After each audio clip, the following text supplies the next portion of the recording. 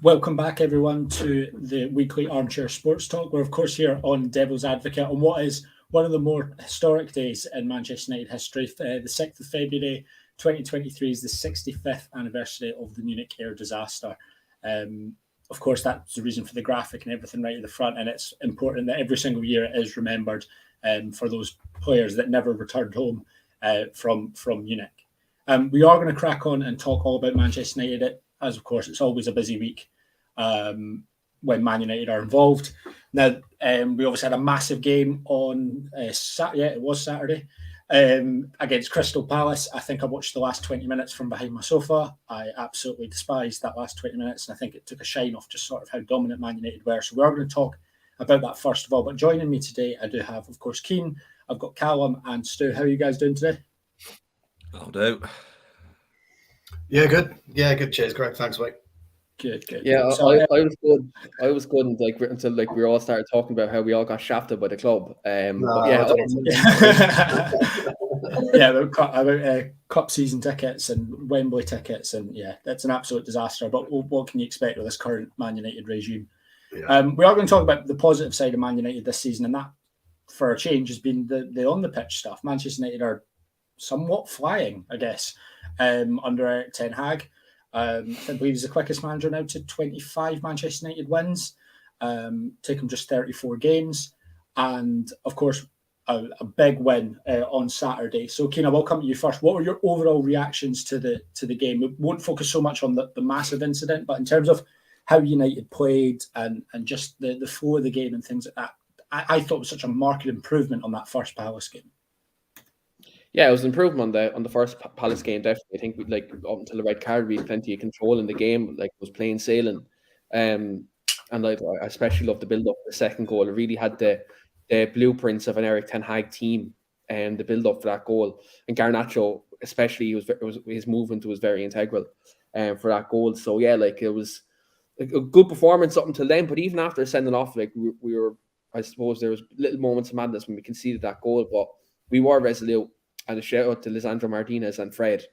My fucking God, them two thrive in the moments of chaos. So, yeah, I'm happy with the 3 points. Obviously, all things considered, with the results during the weekend, obviously, with City, Liverpool, Chelsea, all dropping points. Arsenal, actually, as well, dropping points. So, all in all, a good weekend for us all around.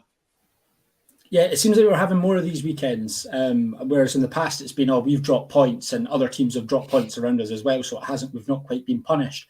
It seems to be this season we're actually picking up points when teams around us drop them, and that makes a nice change.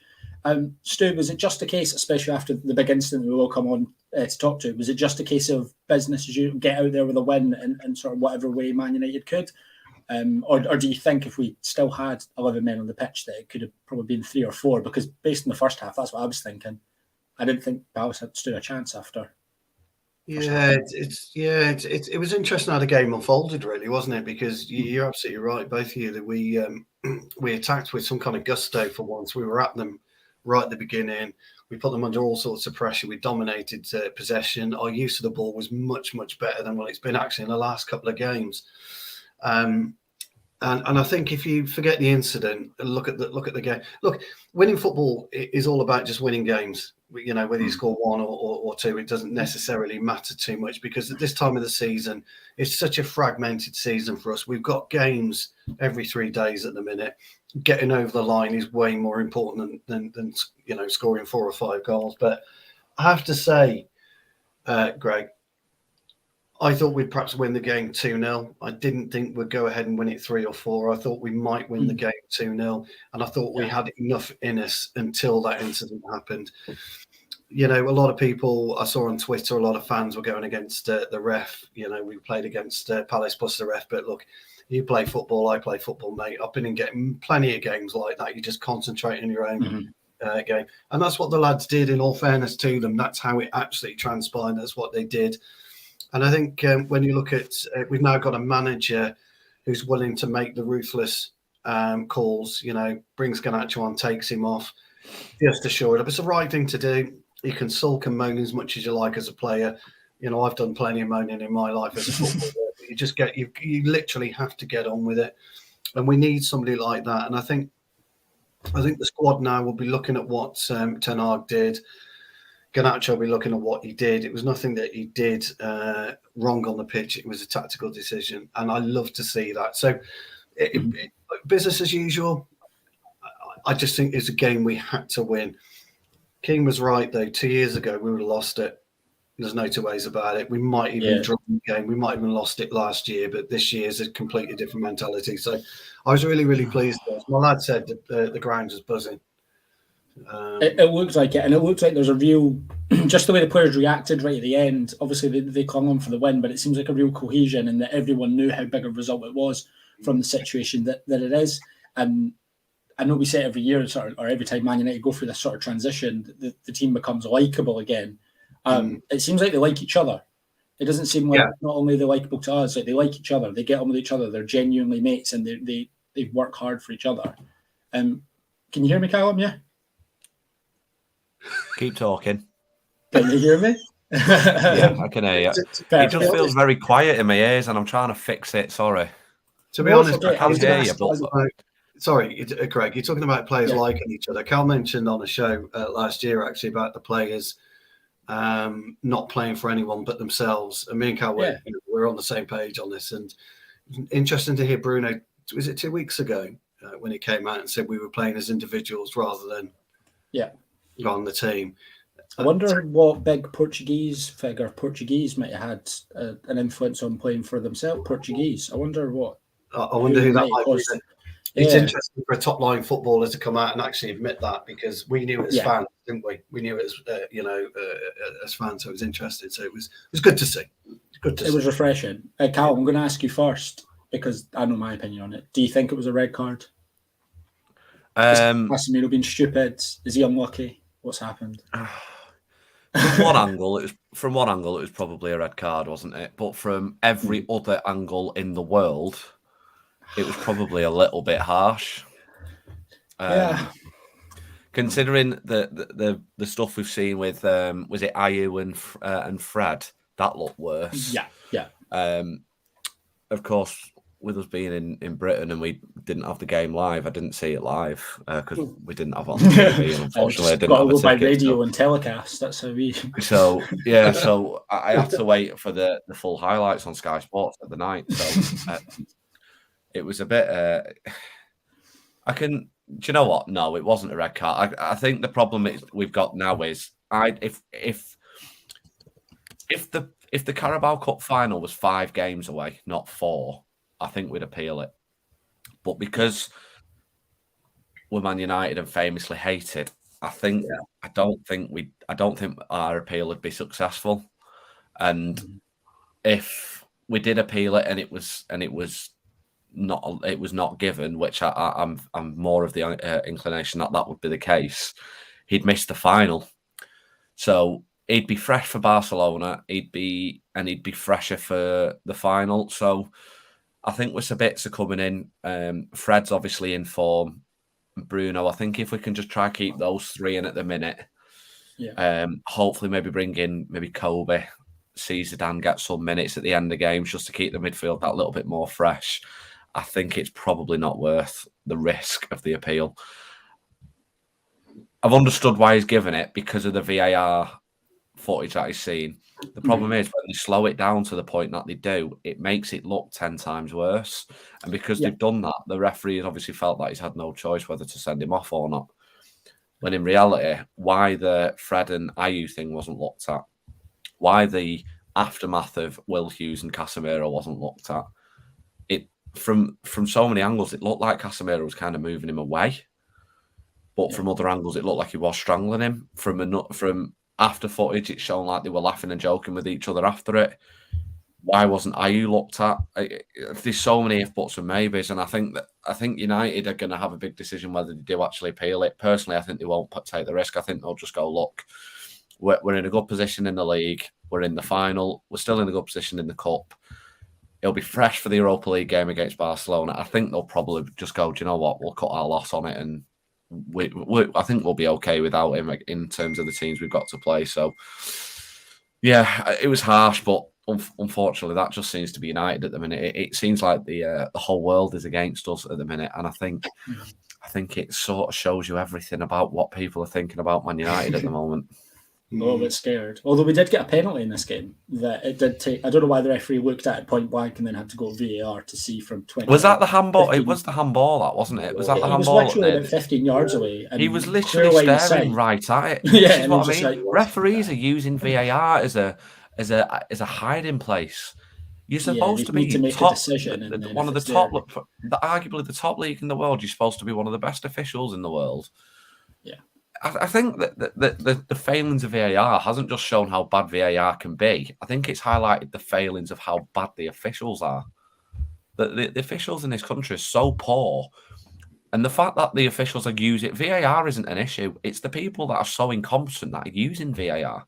How some of these referees are needing 4 or 5 minutes to look at some of these decisions straight away is not even applying the rules properly. We say so many times about VAR being clear and obvious. If it's taking you longer than 10 seconds to make your mind up on a previous decision, and you've been told to go look back at it, if you have to look at it multiple times and wait 2, 3, 4 minutes, you should just go, right, I'm happy with my original decision. I'm going to leave it as that because it's not clear and obvious. If you're having to constantly think over it, it's not a clear and obvious issue. So, or error. So it shouldn't be like that. It's the officials in this country are genuinely a problem at the minute because, and I'm not even just saying this as a United fan because there's been some dodgy decisions for other teams as well. But, you know, speaking as a Man United fan, they've been poor and the VAR it's mind-blowingly bad and it's highlighting the incompetence of some of these referees. Yeah, you know what's bad? I agree with that.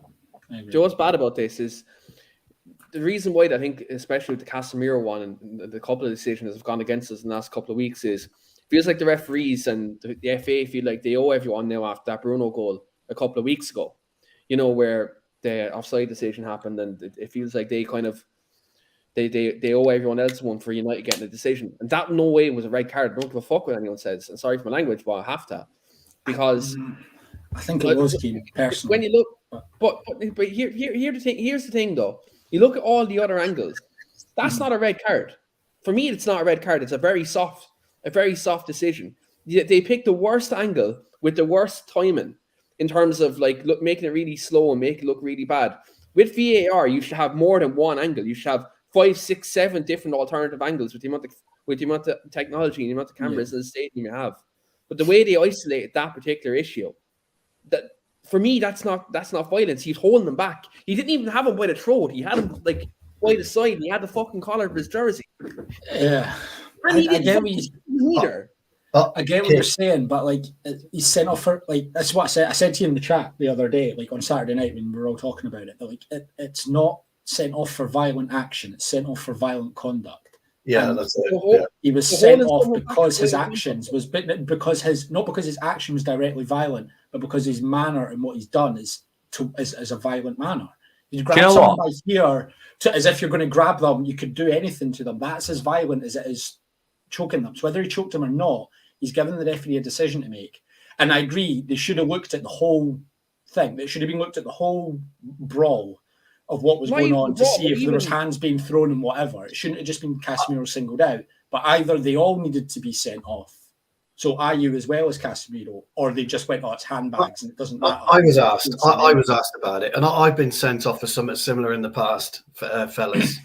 And it's not, and I did something very, very similar. I didn't actually grab somebody by the throat. It was the motion that you did it. And it's the motion that's the problem. It's the so-called intention, and it is a load of bollocks. Because, to be honest, once I'd walked off the pitch the first time, I wish I had strangled the fucker.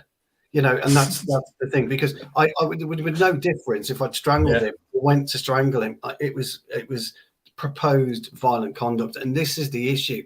However, you're both right. I use assault, and it was an assault because he literally threw a punch at Fred, has gone unpunished. And I asked the question, and I don't know what the answer to it is. Can he retrospectively get punished for that after VAR? No, because VAR haven't seen it, he gets away with it. Is that right? Yeah, because VAR didn't choose to look at it. Right. So that's You wrong. can get fined. You can get fined. You can't have on the pitch.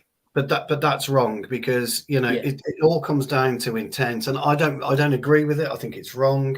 I think if you're going to get sent off for violent conduct, you do the actual act, but it's not. The rules are that if it appears to be a motion towards strangling, it's the same with headbutting. If you do that in front of a player, although you haven't headbutted him, there's an intent to headbutt. And players have been sent off for that. So look, I thought it was soft. Because people have done this and plenty of times they push. It's just the way that he kind of went about it. He did go with two hands. He went 2 hands, yeah. He gave the ref a decision. If he grabbed him by the arm or just one hand and pulled him away, he doesn't have to make a decision. It's a bit different.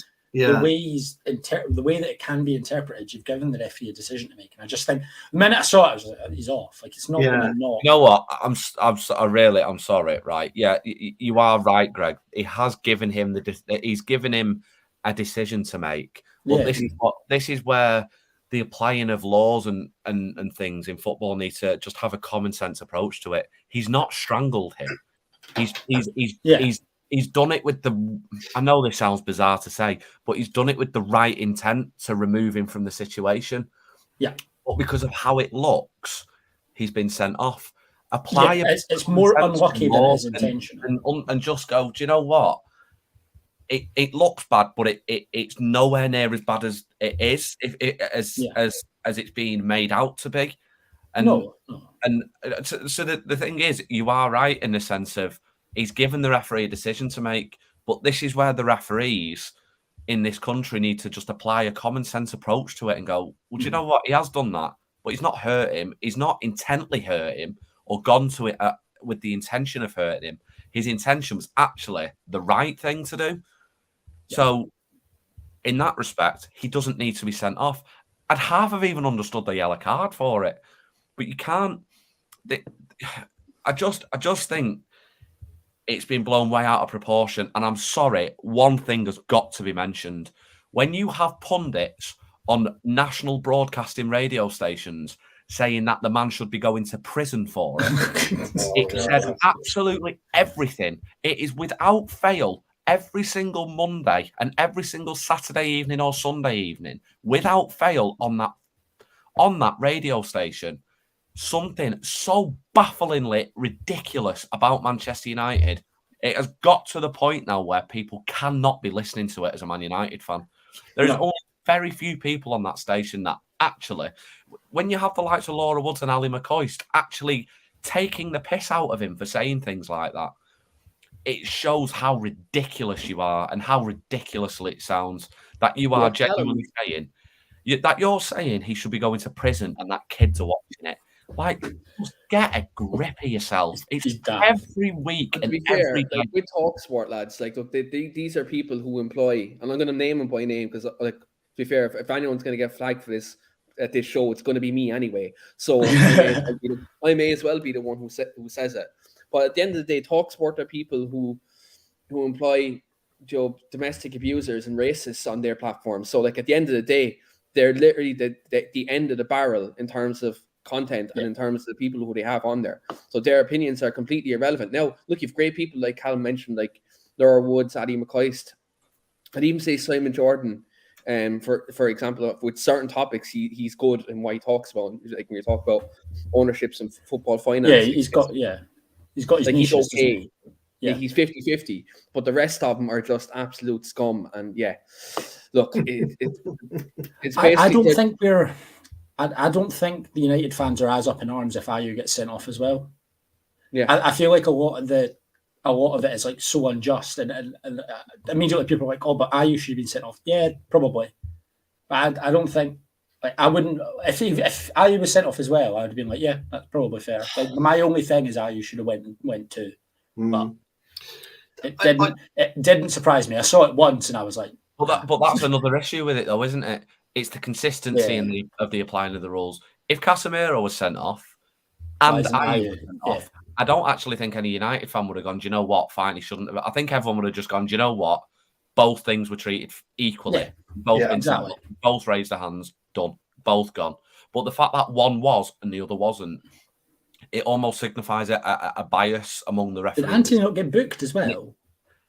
Anthony got booked for getting knocked down and then reapproaching him, but Ayew didn't get booked for like throwing a punt. Well, that's what I mean. It's the lack of consistency in the rules and the applying of the rules. If the referees just applied the rules properly, there wouldn't be as much of a problem. And I half disagree with the idea that referees should come out and explain their decisions, because it then becomes a precedent that every single week the referees will only come out for a media interview because they've made a bad decision. They'll never come out when they've actually had a very good game. The problem is I'd like to hear what they say to VAR. I think that needs to be a thing. Why can't we hear it? We hear it in rugby, we hear it in cricket, we hear it in everything. Why can't we hear what the officials are saying to the other official? I hate comparing it to rugby really, but it's such an obvious thing that needs to happen. And the reason, and there's literally no legitimate reason for it to not happen. So I don't get why it hasn't. And apparently the commentators can hear it or something. Yeah, exactly. But even then, the commentators aren't very good at relaying that information either. No, they're rubbish. So it just blows my mind. I just don't understand it at all. I think there's a bigger picture anyway, because I'd like to know what you guys think, what's going on with Casemiro at the minute. Something not quite right with him. He hasn't been playing particularly well for the past 4 games. I think he's knackered. Well, this is what I'm thinking. He's got himself sent off. He's had a. He's like don't appeal. I just wonder. I just noticed over the last 4 games there's been a slight dip, although it's only a very small dip because he's been absolutely phenomenal for us. Yeah. And I just wonder, I don't know what's going on with him as a continuation of it or something like that. Maybe he is tired. I don't know. It's just, for me, it's out of character. It's the first time he's ever been sent off in his career, isn't it? From my understanding. No, I think he was sent off about a decade ago. Oh, was he? There you go. First time in say 10 years. He's just going through a spell that isn't conducive of what he is as a player and a personality. Very strange. But even at that, anyway, like I think even his I get it, because there's been a couple of times maybe where his position hasn't been there, or maybe some of his passing and been off. But I take an 80% Casemiro. Oh God, yeah. I'm not saying we wouldn't. Like Fred. Yeah, but there is just something not quite right with him at the minute. Maybe this 3-week break, this 3-match break will do him the world of good. Because there's no point. Carl's right. There's no point. Appealing it, because it was definitely. I think that window's probably gone now anyway, isn't it? Like that window's will probably be gone within tomorrow. Leeds game. Tomorrow, tomorrow morning. Tomorrow. Yeah, and I doubt, especially with the club being very busy with the Munich tributes and stuff like that today. I can't see the point. I very much doubt they appeal it, and even at that, I don't think they take the risk, because let's say, even though they have the benefit of about 100 different angles, they'll still say it's a red card, and they probably will. They'll call it a frivolous appeal, which means he'd be suspended for the cup final as well. So I just don't see his appealing. And look, to be fair, if we can't beat Leeds and Leicester without him, we're fucking nothing anyway. So yes, very true. Very true. We should be beating them without him. Oh, I agree. Stuart, I'll ask you one last question just before we move on to potentially who's going to be Casemiro's replacement. I'm sure we all know who that's going to be for the next few games. But I had this conversation the other day as well. Do you think Casemiro's reputation followed him a bit with that decision? Do you think if a Jadon Sancho does that, or a Marcus Rashford, or do you know what? Someone Greg, else? You're a cracking presenter, mate. You just following, don't you? You just know what to say. I'd say one thing. If it's probably players of yesteryear, absolutely. I mean, players of yesteryear would have grabbed him around the throat and wrestled him to the deck. I just think Casemiro's got a thing. He always gets booked. He's always top of every bookies thing about being carded or fouled. And it's like Sterling's reputation when he dived. Remember, Sterling used to dive all the time. Yeah, a good CDM though. And a good CDM and not get them. So a good CDM worth his salt is going to rack up books. Just smash someone. Exactly. Yeah. So, Jadon Sancho, I don't think he's got it in him. I don't think he's got that streak.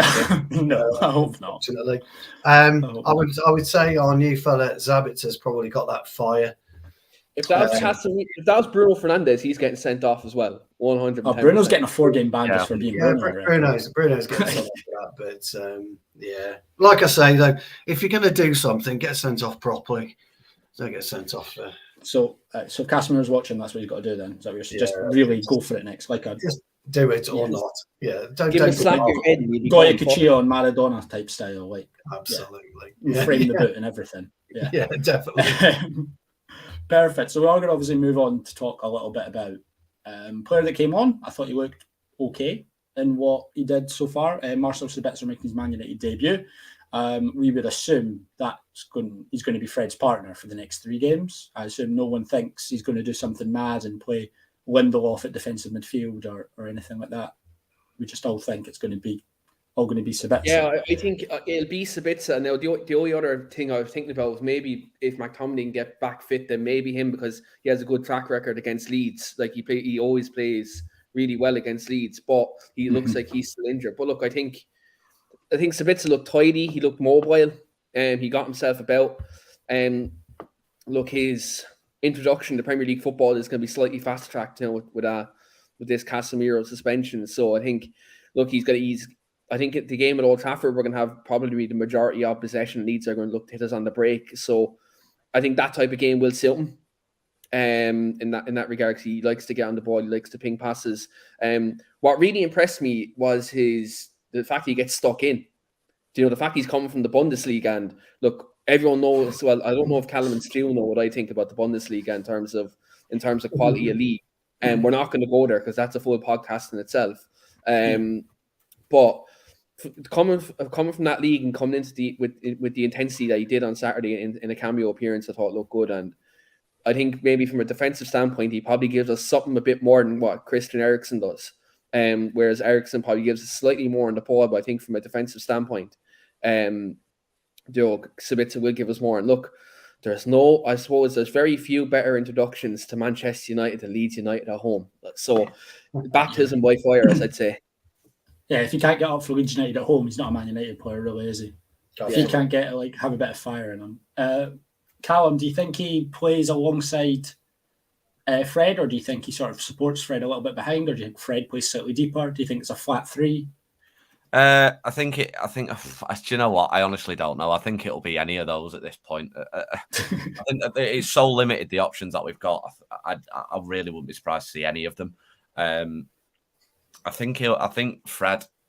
If I was to choose myself, I think we'd probably see Fred sit that little bit more deeper, and Sabitzer will probably play that more Eriksen role.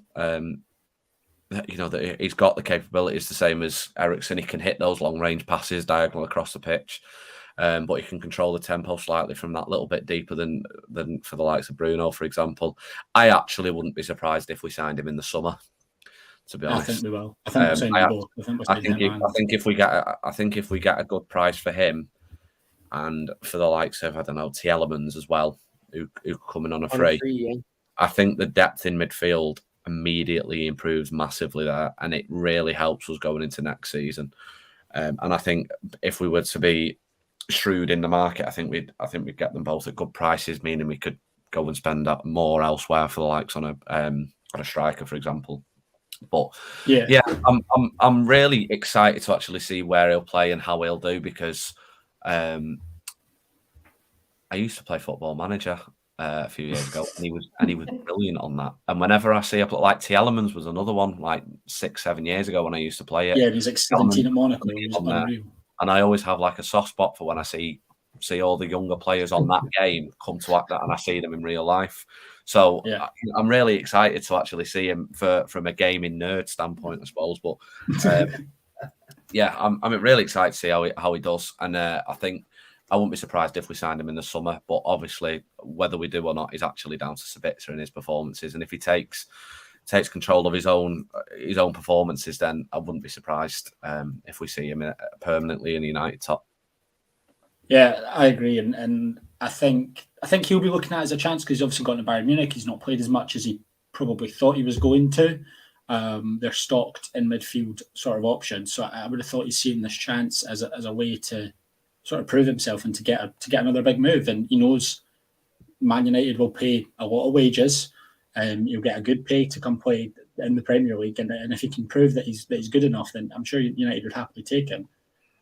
Still, my one fear is I don't think he complements Bruno exceptionally well in the type of midfielder that he is. What are your thoughts on Sabitzer? I don't know how much you've seen of him and things like that, but I just don't think his play style complements Bruno greatly. Bruno's a lot all action, and Sabitzer seems a lot more sort of regimented, going up and down the line. So it can just be a bit adjusting. They might get in each other's way a little bit. Yeah, I'm like everybody else, really. I saw him at Leipzig, and I thought he was half decent. And then, of course, he gets his move to Bayern Munich. But you're never going to dislodge Kimmich, are you? I mean, no. Let's be honest. So, can you judge him for not playing so much since November? Difficult one. Again, it's a fragmented season, isn't it? The bits I saw of him, I liked what I saw, but I think you're absolutely right. I think he is quite regimented. I think him and Bruno are going to probably lock horns in terms of running into each other more often than not. But actually, when you think about it, we had this issue with Eriksen and Bruno at the start of the season. Bruno couldn't quite get to grips with what Eriksen was doing and vice versa, so we weren't particular. Having said that, though, we didn't have Casemiro in the side to kind of steady the ship. So Sabitzer's got quite a difficult role to come into, a quite, as the lads have said, a well-oiled midfield at the moment. It was working very, very nicely. Casemiro, Eriksen and Bruno, it was working lovely. And it was quite interesting to see what Ten Hag did with Bruno, pushing him wide to bring on Sancho as a 10 the other day. I don't know. That could be an option. You might put Sancho in the 10 and put someone else up. Yeah. I don't see that happening immediately, but it could be something. I think it'd be interesting to see. What I liked about Sabitzer is he presses quite well. He's got that he doesn't lack an ability to press. He's not scared to press. I quite like that. But I think you're right. It's a good spot, Greg. I did notice it myself. I think for the next 3 games, you might see a bit of Bruno and Sabitzer running into the same kind of areas, and they've got to get that conversation right. Yeah. If I'm Sabitzer, I'm at home. As soon as Casemiro is suspended, I'm at home that night and I'm looking at videos of what Casemiro's done, the way that he positions himself, the way that he moves 2, 3, 4 yards centrally, stays, waits for the second phase of play, moves again centrally, but stays, waits for the third phase of play. And he's very meticulous on why he does that, because if the play breaks down, he's in the correct position to be able to stop, prevent an attack or disrupt an attack. If Sabitzer can do that, allow Fred a bit more freedom, which gives Bruno the freedom, we should be okay. So if I'm Sabitzer, that's what I'm doing. I'm studying what Casemiro's done. It's not rocket science. Just stay within the central parameters of the pitch and give yourself enough time and movement and space to be able to disrupt the opposition. I do like him. He obviously is a natural replacement for Eriksen in terms of his free kick and his set piece ability. He's got a strike on him. If I'm not mistaken, and it's a big call, he's got a Ruben Neves type strike. When he gets it on target, he can score from 30 yards by the looks of it.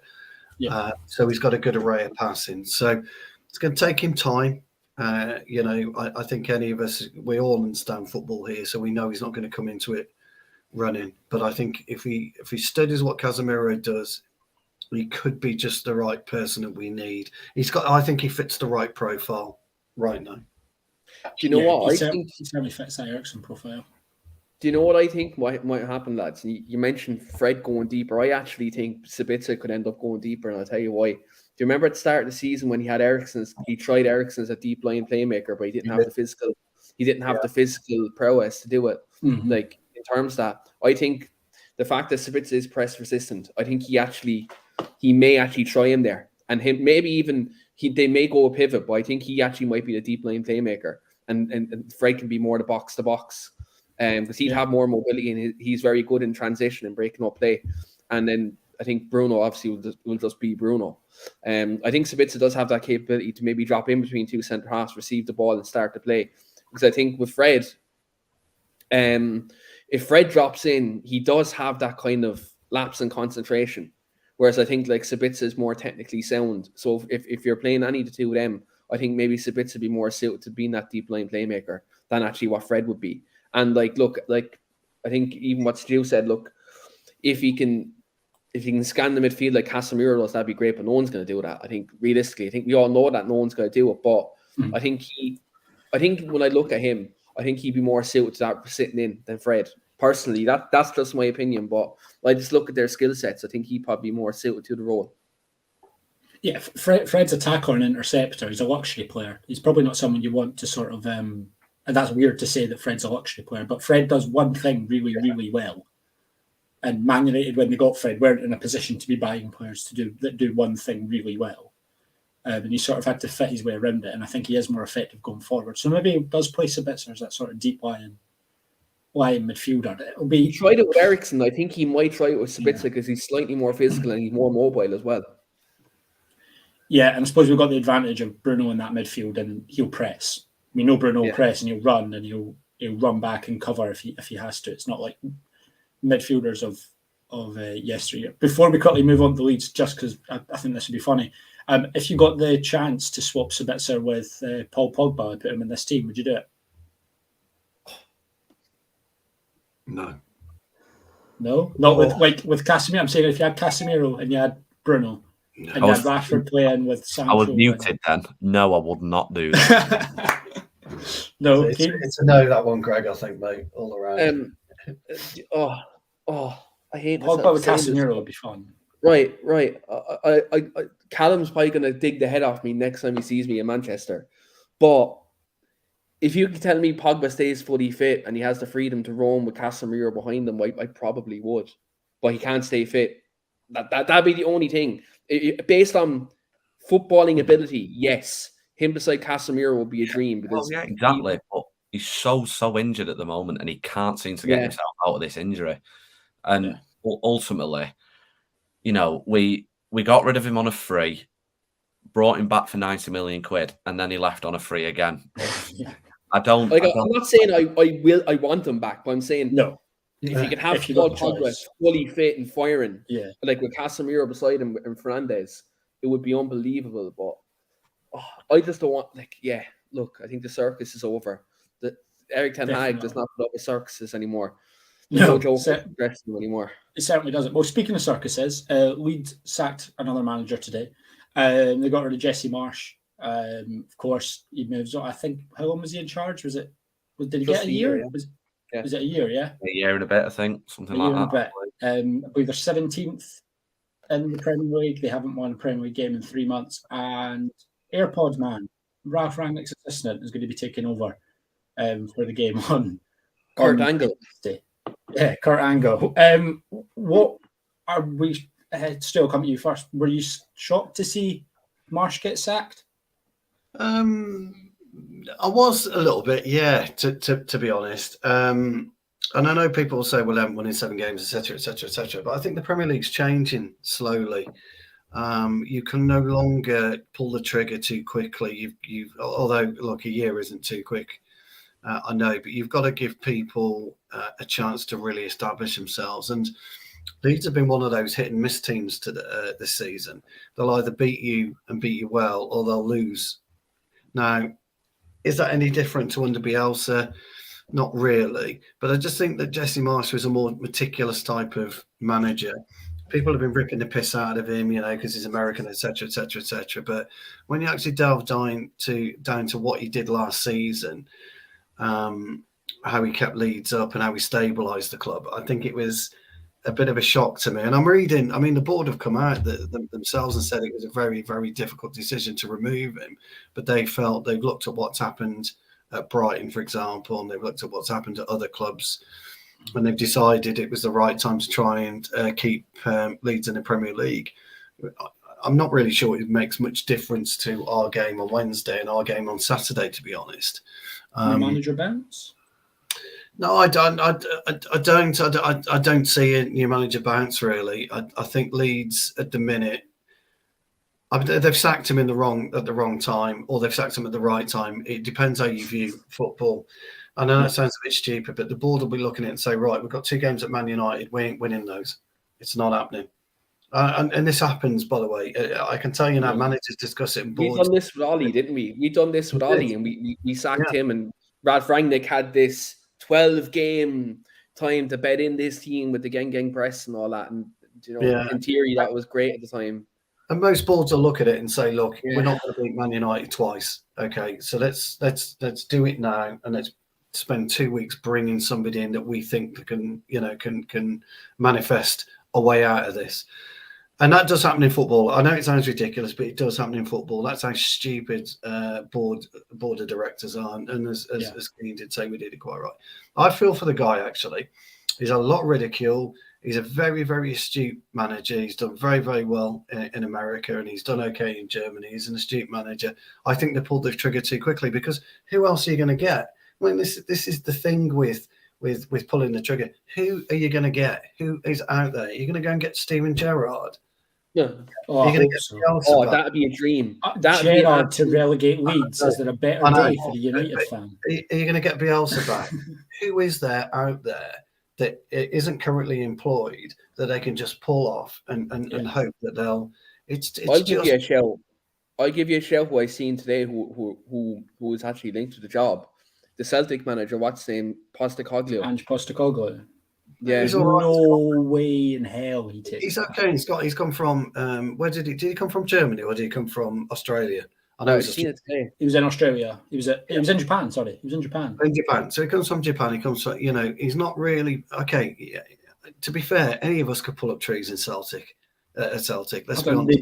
They genuinely did Real Madrid for 45 minutes at the Bernabeu. Yeah. So did them. I know, but the Premier League, you bring him down, you get that means talk of Bielsa's assistant, who's at West Brom, isn't there? Who's doing very, very well at West Brom. He's turned West Brom around. You bring him in. Mm-hmm. It's to me is a bit of a knee-jerk reaction. I don't know. It just didn't sit right with me, to be honest. Callum, were you surprised after the investment that he got specifically in January that they pulled the trigger now? I've seen this with Chelsea earlier in the season. They gave Tuchel loads of money and then sacked him. Yeah, I mean, that Chelsea decision I still find baffling. Daft, isn't it? Give the whole summer and they're all, it was a long thought out decision. Yeah, but on Leeds and Jesse Marsh, I'm kind of the same thinking as Stu, to be honest. Yeah. I don't think he's terrible. I just don't think he's great. And ultimately, the next two games, really, you'd look at and you'd think, well, Leeds aren't going to win those. So I think they've genuinely gone, do you know what? They've probably, we'll get rid of him now. It gives us a week and a half, 2 weeks now to find a new manager. Now, I just find it very strange how they've helped him out in January. They've kind of backed him in the summer as well, I believe.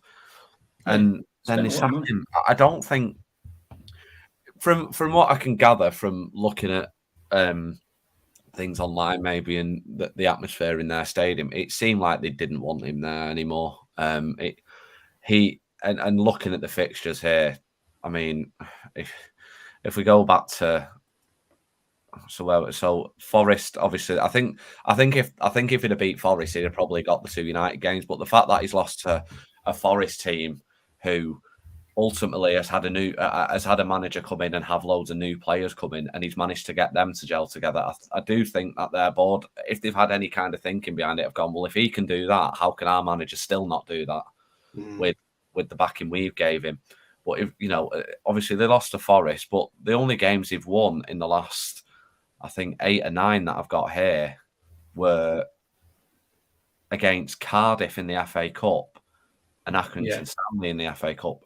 Everything else, they were drawing, losing, and the ones they were drawing as well. I mean, I know they drew against Newcastle, but Newcastle are a very strange team this season. Yeah. But they were drawing. They drew to the likes of West Ham. They were realistically a few weeks ago probably were in a relegation fight. If we go back to before the World Cup, they were drawing to Aston Villa when I think Gerrard was still there. They lost to Palace. They lost to Leicester. They lost to Fulham. And then amazingly beat Liverpool. Well, everyone's beating them these days. Yeah, but then they scrapped to win against Bournemouth, I believe, at 4-3. So he wasn't exactly pulling up trees there. But I just think with the backing they've gave him, it seems a little strange that they've pulled it now. I do think they've kind of just wrote off the 2 United games and give them this chance to actually find a manager that might help them. I actually think what would have been a good manager for them would have been 2 weeks ago and then going for Sean Dyche. Yeah. I think Sean Dyche is such a Leeds manager just because of the old traditions of Leeds being that sort of hard, horrible Brexit-style team kind of thing. That Sean Dyche would have been really good for them, and it'd have made me hate them even more, I think. So, look, I think I'm quite glad they didn't get Dyche. I don't think I could watch 2 games. We can't go in like that. We've still got to play them. We've still got to go in with the right sort of mentality about it, and we need to beat them. Man United versus Leeds is always a massive occasion. I am literally traipsing the world to try and find 2 tickets for Wednesday. So me and the other tickets on the website, Callum. There's loads on the website now. Well, I was on there before, right? And every time I clicked the 2 seats, the seats went. So message me after this, Callum, will you? And we'll sort that. Yeah, right, okay.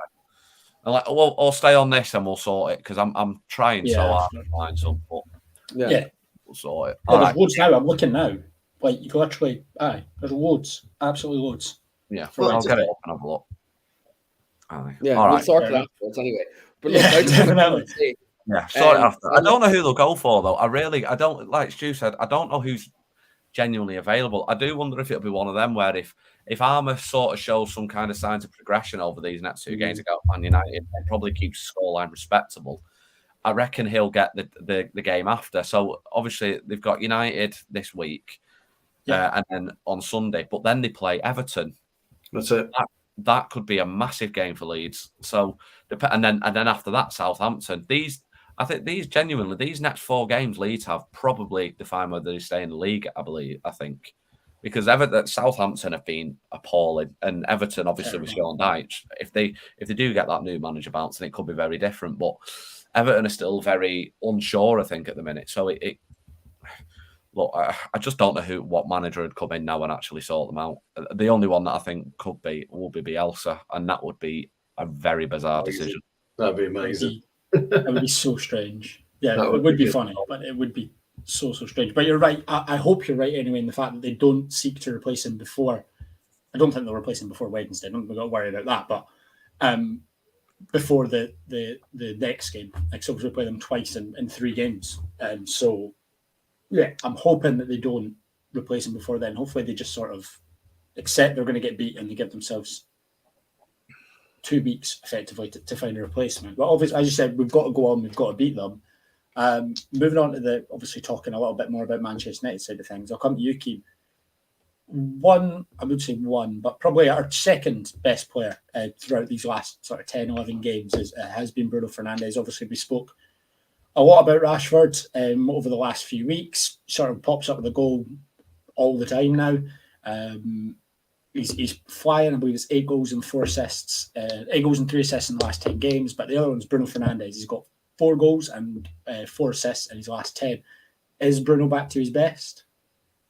I think Bruno's not only back to his best, but he's shown new dimensions to his game. He's been a lot more disciplined. He's been a leader. And I think what we're seeing at the moment in terms of creativity, everything is going through him and he's dragging others around him and he's getting others to his level.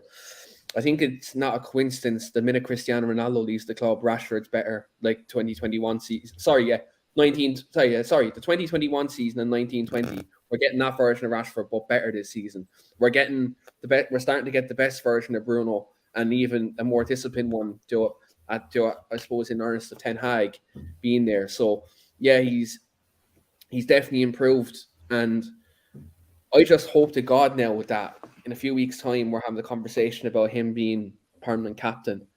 You know, when the season eventually ends and Harry Maguire does not hopefully leave, but like in some sense, does finds a more suitable situation for himself because he's not going to get a game next season when Ten Hag gets another centre back in, who I think is going to be Jurriën Timber, by the way.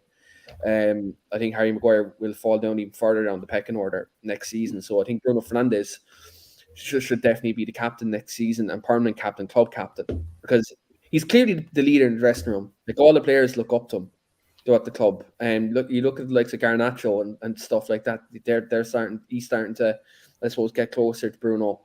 And look, at the end of the day, when we've had in this last 5 or 6 years, we've lacked leadership. We've lacked accountability in this dressing room. I think Bruno takes accountability, but he makes others accountable. He doesn't shy away from make others accountable. When you look at Harry Maguire as captain in the last couple of years, he's shied away from doing interviews. I remember after the Liverpool game, after the 5-0 last season, he said, "I'm only here because I'm supposed to be here." Like, he doesn't want to be there doing an interview. Whereas, like, even after wins, defeats, draws, Bruno comes out and takes accountability, and he says it how it is. It's, for me, I'd like to see a Manchester United captain, be a leader and be someone who wears that shirt not only with passion, with pride, but also with quality. And Bruno is all of them things. So it's great to see him back the way he is and see all these fools. And I'm not going to mince my words. See all these fools on Twitter, like your Johnny FXs of the world and all these other little dickheads on Twitter, calling him Puno and calling him shit and saying he's not a Man United player. At the end of the day, what you need to do is go to Specsavers and really watch him, because at the end of the day, he's a top player, and there's no surprise that Solskjaer, Rangnick, and Ten Hag all rate him. Do you know what I mean? And they have more football qualifications than all four of us sitting here, and all these so-called Twitter experts. So, like, look, long may it continue. Thank fuck he signed that new contract last season. By the way, do you remember that conversation, Stu? I think you were on a show with me. I think it was me, you, and Mark. The day after he signed the contract extension, and there was genuine, what if Ten Hag didn't want him? So, because Ten Hag's going to look at a guy that can get you 20 goal contributions in a week season and go, nah. I do remember that. I do remember not that. For me. Yeah. I just don't get it. And I will ask you, Stu, is this Bruno's team now? Is he? I said a few weeks ago, literally the first game after Ronaldo had gone and Bruno came out, I was like, Bruno's making a point that it's his team. He wasn't interested in it being Ronaldo's team. He wasn't interested in it being Rashford's team. He wants it to be his. Yeah, it's a really good point. That I mean, as a player, I don't buy into that stuff. I mean, Keane knows and Callum knows I don't buy into captains. I never paid a blind bit of notice to any of my skippers. Never blind it. I just carried on playing my own game, and that's how I got the best out of my game. Skipper's a skipper at the end of the day, but it never really bothered me. But there are certain things that has completely changed since the removal of Ronaldo out of the equation. Irrespective of how good Ronaldo was as an individual footballer, he just lost his way as a team player, and he did absolutely quash Bruno's spirit. I really do believe that, and quashed Rashford's spirit and Maguire's spirit, and Maguire's just about sorting himself out, and big characters in dressing rooms. They do have this when but when there's one of them, it's a real pain. When you're in a dressing room with Keane, Ince, Bruce Pallister, Schmeichel, all bellowing at you, you knew where you were. You knew exactly where you were. When you're just trying to appease one player, it's very, very difficult, because outside of the group, you're all thinking, fucking Ronaldo's doing my fucking head in. I just wish he'd fuck off. But when you've got 5 or 6 or 7 of you all fighting, they're all at you, you're all equally as strong. It's a different dynamism. We didn't have that. Now you've got that. And you've got that with the likes of Varane. And you've got that with the likes of Martinez. You've got it now with Casemiro. You've got it with Eric. You've got it with Bruno, who's coming back. You've got it with De Gea to an extent. He's completely changed his, persona and the way that he's playing. And you need these groups of players around you that've got real strength. So when you walk into that dressing room, you're thinking, yeah, sounds, we're going to be right today. You don't want to walk in there and think, oh, fucking Ronaldo's back. Oh. Because this happens, this does happen. And so now when these guys are walking onto the pitch, it's a completely different atmosphere. So having Sancho coming back without Ronaldo will be what Sancho needs. He'll need the likes of Bruno, Casemiro, Eriksen around them. I don't know how much of an influence Zabitz is going to be.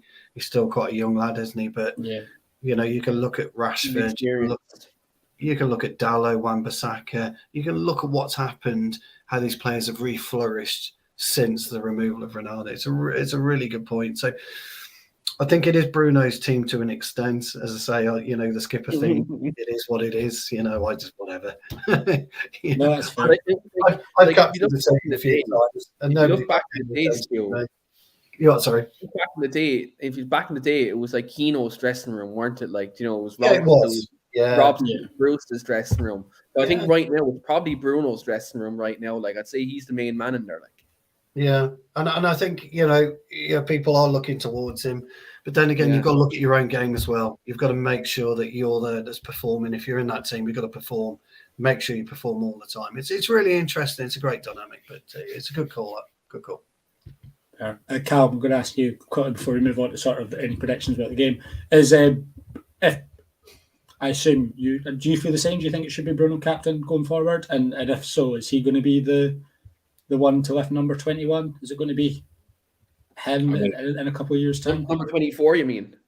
No, not about this retrospective title. Oh. Yeah, I'm not for that crap. No. I said on a show a year ago with Stu that I thought Bruno Fernandes should be captain. So you did. I'm still of the same mind now. To be honest, I don't understand how it was such a debate. He was the guy that was always screaming at the referee, regardless of whether Maguire was on the pitch anyway. So Bruno to me is the number one choice for captain. Him or friggin' hell or Lisandro Martinez, to be honest, because that guy is just nutcase. So good. Honestly, the fact that we have signed him is straight away a sign of the fact that the times are changing, because that man wouldn't have looked out of place.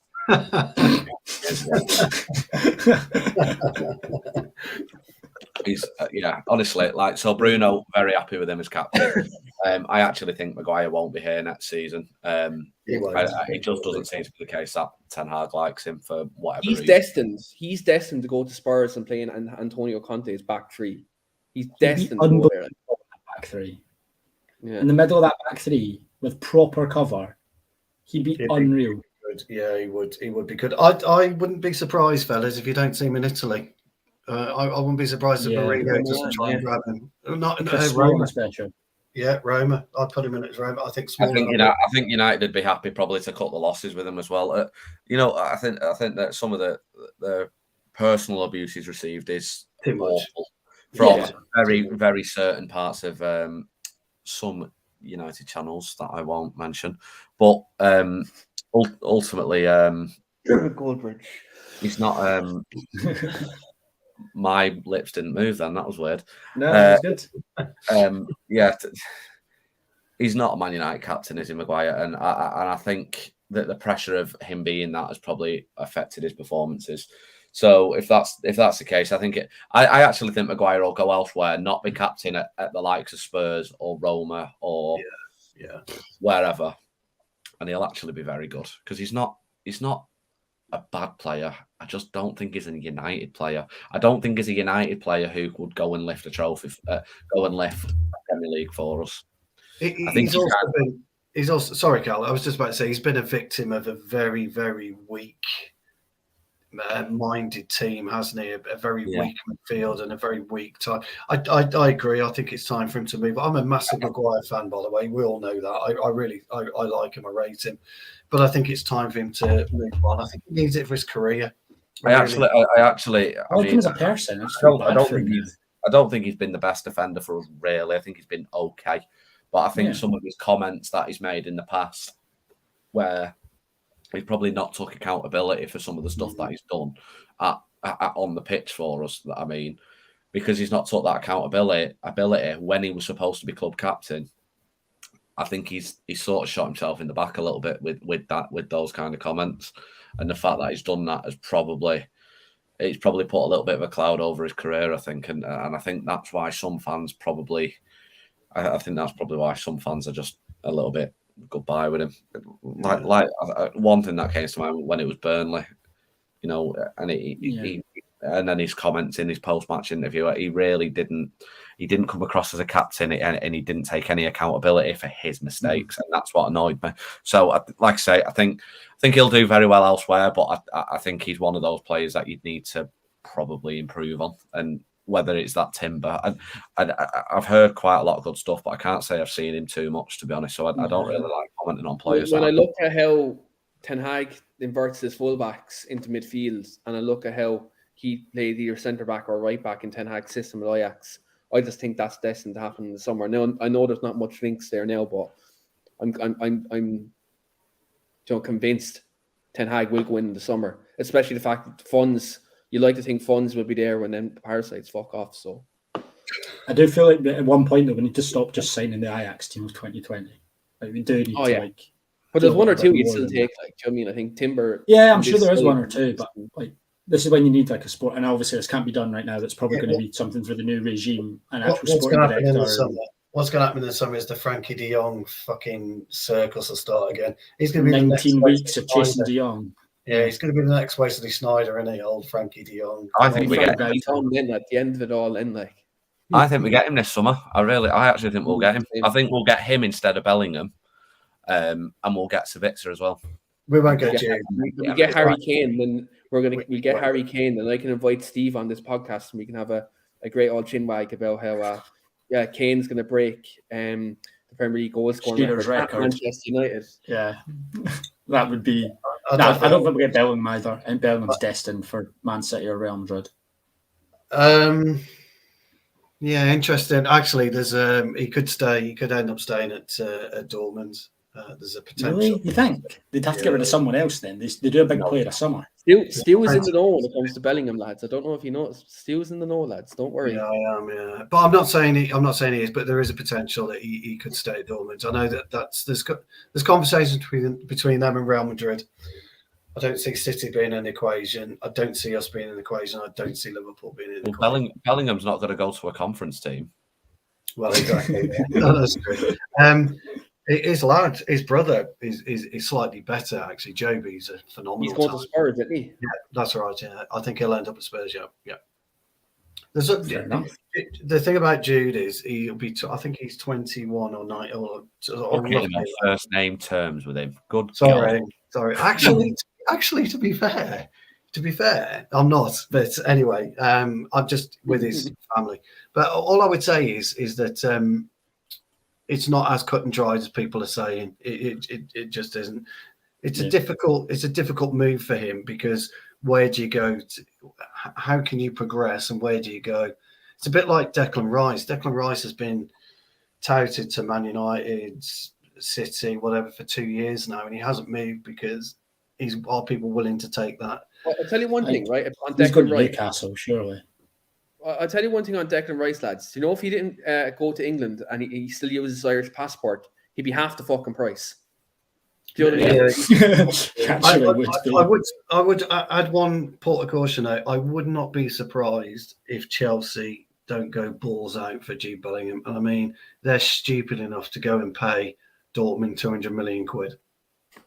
So you have to watch. I'm not saying they will, but they are stupid enough to do that. If I was a betting man, I think Real Madrid's the best fit for him. If I'm a betting that Real Madrid team would be phenomenal. Yeah, with him.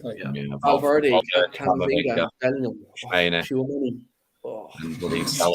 My God, that's literally, that's your midfield for like 10 years. That's Kroos and Modric just replaced like that. That's exactly. They've got to do that, haven't they? You know, what's Modric now? 34, 37, something like that. He's quite old. Something like that. And the Kroon is 34, 35, isn't he? So they've got. Modric is like 37, is he? He's even older than that. Yeah, he's mad. Yeah, it's mad how good he's playing like for that level. But yeah, they will just replace him. But I do think Declan Rice will end up at Newcastle. I think he'll take it that player to be the next level, to be like the Champions League quality. I genuinely don't think Newcastle will get Champions League. I think Tottenham might just squeeze in.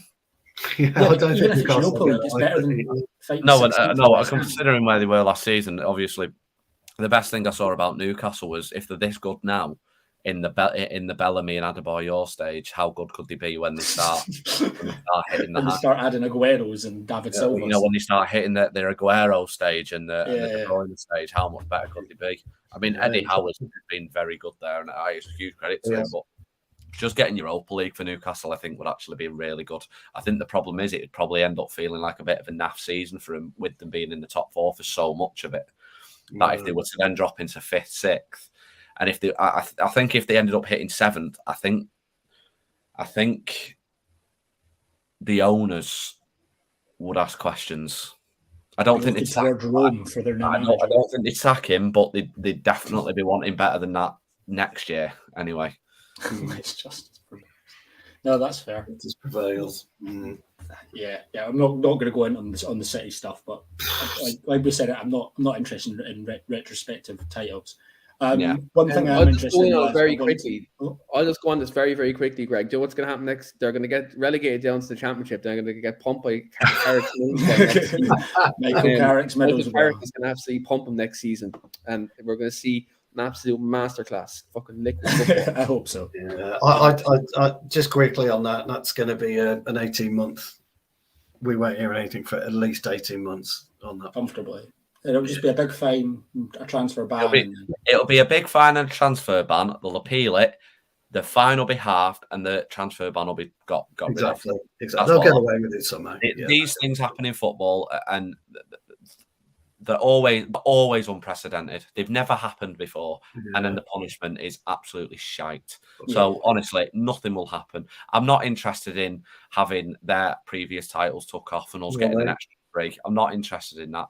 Because the fact that they've cheated and technically robbed us of that celebration moment because they've cheated, the fact that City fans are so happy to have sort of sold that little bit of a soul to have those moments, knowing I think the whole world, and when they announced that they made more money than Barcelona, Real Madrid, Bayern Munich, and Man United, when they can't even, and you know what, this isn't that whole joke of the empty hat thing.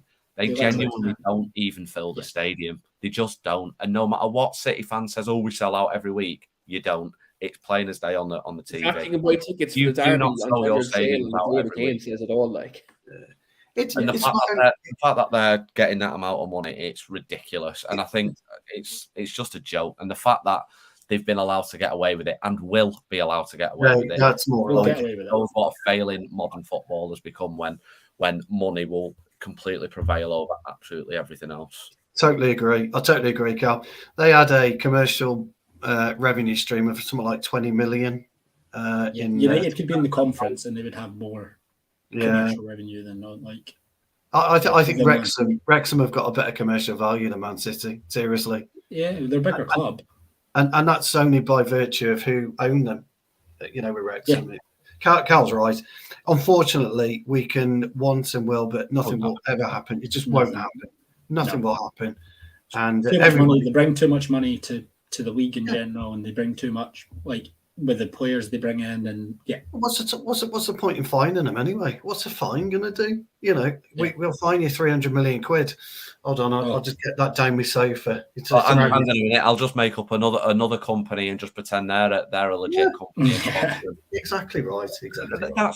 That's been a bleeding suspicion and allegation on City from every other fan that isn't a City fan for years.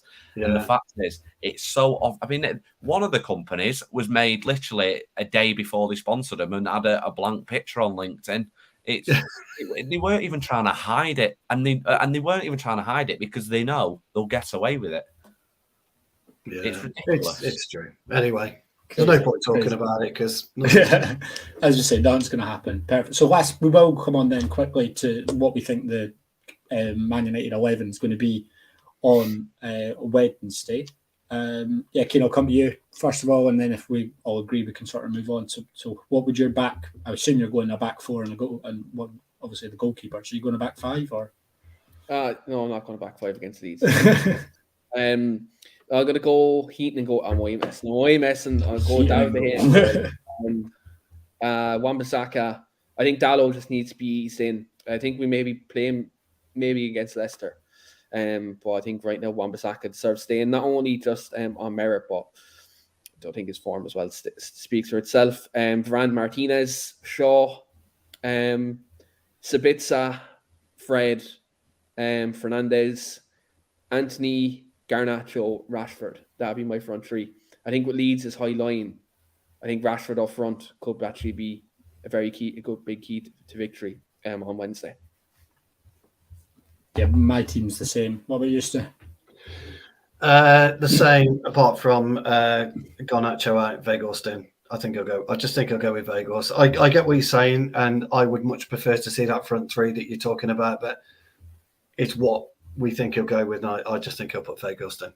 But I agree.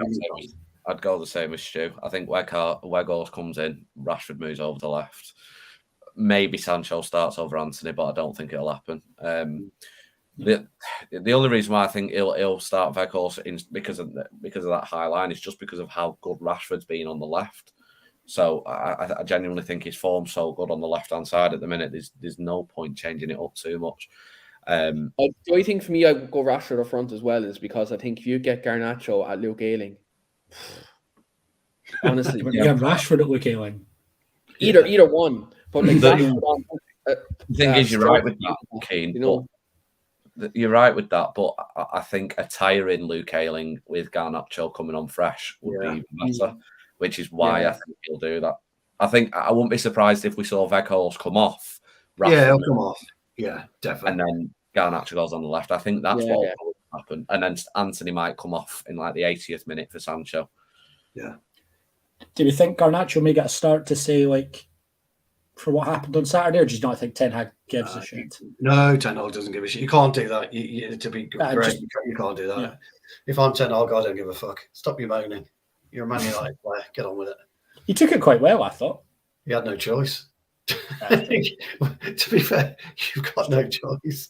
You know, I think he's crossed Ten Hag once already this season as well, so I think he knows what beast he's dealing with. So I don't think you're about to sign a 30 grand a week contract or something along. Just shut your mouth, get on with it, learn, kid. that's what you got to say to these kids. I'm sorry to be so blunt, but you have to. No, that's fair. That's fair. So let's go score predictions then, Callum. What do you think the score is going to be? At home against Leeds, 3-0. Any goal scorers or? Oh, we're doing goal scorers as well. Sorry. You have any? You have to pick all three. I think Rashford will score twice, and Sancho will come on and score the third. Hope so. I'd love a Sancho. I'm aching for that Sancho goal. First Sancho goal at Old Trafford. Yeah, it really would. You know what? The reception that Sancho got at Old Trafford for what game? I think it was the Forest game, second leg. It was incredible, and I think that would have meant a lot to him. So you saw like Ten Hag sort of like ruffle his head and was like, that's for you," and like you could clearly see it was quite a big thing to get that. Yeah, I mean, maybe if some media outlets treated him better, he wouldn't have had to have gone on a big mental health break. But anyway, maybe. Stu, what about yourself? Do you agree? I'm with Alex. I think we'll get 4. 4. Man, I don't normally do this. You know, I'm normally a bit more conservative, 2-0, something like that. But I think we'll win 4-0, and I'm going to go Weghorst will score. I think Sabitzer will get a free kick. I think Sabitzer will get a free kick. Yeah, and I think he'll score. I'd love to see Sancho come on and score, but I've got to say it. This is really terrible for me. I think Rashford will get his customary goal as well. It has become customary. That's what it is this season, isn't it? Rashford plays, he'll score. It doesn't. Yeah, and I think he'll score. So I think we'll get 4. I think Leeds will have a problem. They'll come and they'll try and sit back. I don't see Leeds playing the Leeds way against us. I think they'll sit back. I think we'll absolutely pummel them. I really do. Oh, I hate it when people say that about any game, though, because I just know because I've heard it won't happen. Cal, when do I ever say that seriously? No, I know, but I hate it because whenever I say something, the opposite happens, and it annoys me because my luck is just garbage. So now you've said we'll batter him, Leeds will batter us 9-0 at Old Trafford, won't they? Go on, Keane. What are you going to say? We are due a battering from Leeds. I said this last year. I was like, there will be one day, by the way, that we get battered. Like we'll just get caught 3 times or something. No, I can't cope with that. I don't think cope with that. Oh, crikey. I'm going to go 2-1. What? Yeah. Fucking hell. Usually, I'm the one on the pod who always says we'll batter Leeds, right? But the thing about it is, like Greg said, we're due a game where it's going to be a bit more cagey. And I just think maybe Casemiro being out of the midfield and the fact Kurt Angle has to come to Old Trafford and prove a point that he's not Ted Lasso. Like, I think all them things considered, I just think Leeds will better account themselves. And yeah, if we lose, I dare to say we're going to see the Kurt Angle memes drinking milk. If we do lose, and I'll have to block last one of the lads for that. But yeah, I'll go 2-1 United, and I'll go Rashford obviously, and I'll go Luke Shaw. Luke Shaw, I'll grab one. Could do it. I can't watch. I've got a game Wednesday night, so I won't be watching, unfortunately. So I'm gutted. But I thought we got off this Wednesday night bollocks, but we've got to get past Barcelona. It's because the Queen died, though. Because the Queen died, this game got rescheduled. Yeah, I remember. Yeah, it's just. That's why we're playing them twice in 4 days, and it looks like our fixture lists have been relegated, but also in the Champions League. It's bizarre. Yeah, it is, isn't it? Yeah, completely. It's so strange. I think. I think we'll concede. I don't think that midfield's good enough to not concede. I think 4-1. I think Rashford will get a brace. I think De Gea will probably punch it out and then no score from that, probably. Yes, something weird like that. Was it Liam Cooper? No, he scored the header. Who was it that smashed it in from miles in just after half time? Yeah, at the end of 6-2. It was Ayling. We beat him 5-1. I was at the game last season. Yeah, Ayling scored a screamer to make 1-1, and then all the Leeds fans started making Munich signs towards us. Yeah, and I remember. And then the other striker, the other striker we had scored, and then literally the Leeds fans, we didn't hear a peep out of them for the rest of the game. We bumped them 5-1. And by the way, that was the one day I thought Paul Pogba was a world-class player, because that day he was just that first day we were winning the lot, weren't we? Like we win the treble on that first day. I think 4-1 Rashford brace. I hope Weghorst scores. Doesn't have an Old Trafford goal yet, does he? He got his goal away from home. Yeah, so I'd like Weghorst to get his. I like Weghorst. I don't agree with what Alex said that Crystal Palace gave us a tough game. I think Crystal Palace gave us a really tough 20 minutes when we were down to 10 men. I think other than that they were absolutely dire.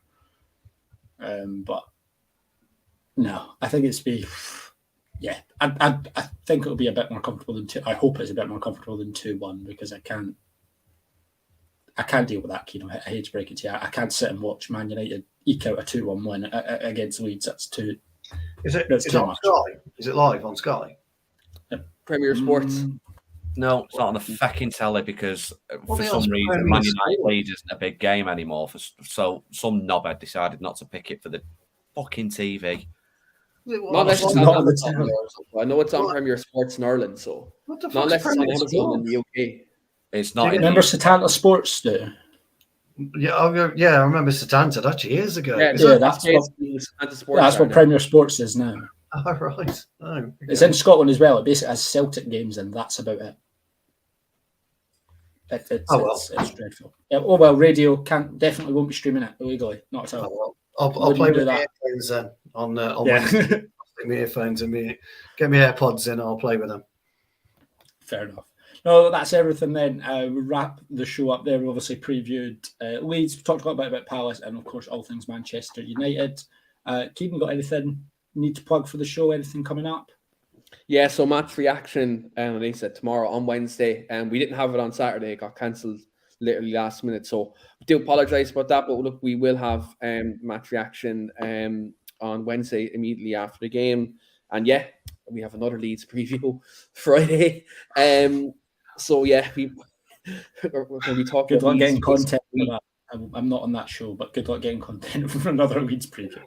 Yeah, that's going to be. I'll be hosting that one. The content for that one. That could be a TikTok.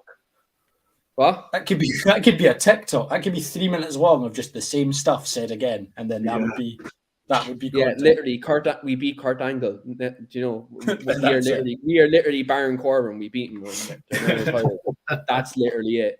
But yeah, look, the Leeds preview Friday, and obviously match reaction then again on Sunday. So yeah, all the same content in 1 week. But yeah, look, thanks very much everyone for watching as well. And look, we'll be back tomorrow with more content. But until then, guys, thank you very much.